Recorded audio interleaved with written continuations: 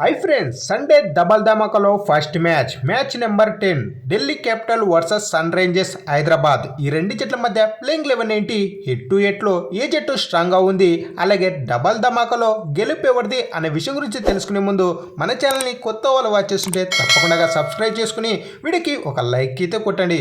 ఇక లేట్ చేయకుండా వీడియోలోకి వచ్చేసినట్లయితే ముందుగా ఈ రెండు జట్ల యొక్క ప్లేయింగ్ 11 చూసుకున్నట్లయితే Delhi capital Fraser McGurk, KL Rahul, Faf du Plessis, Abhishek Porel, Tristan Stubbs, Axar Patel captain, Ashutosh Sharma, Kuldeep Yadav, T Natarajan, Mitchell Starc, Mukesh Kumar.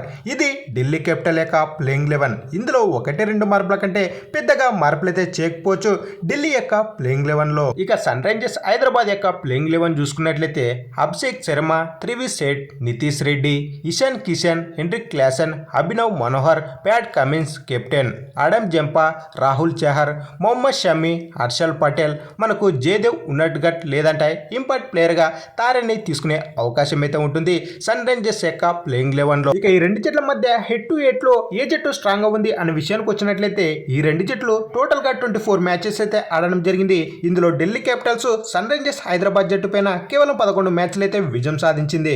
అలాగే సన్ రైజర్స్ హైదరాబాద్ జట్టు ఢిల్లీ పైన 13 మ్యాచ్లు అయితే విజయం సాధించింది.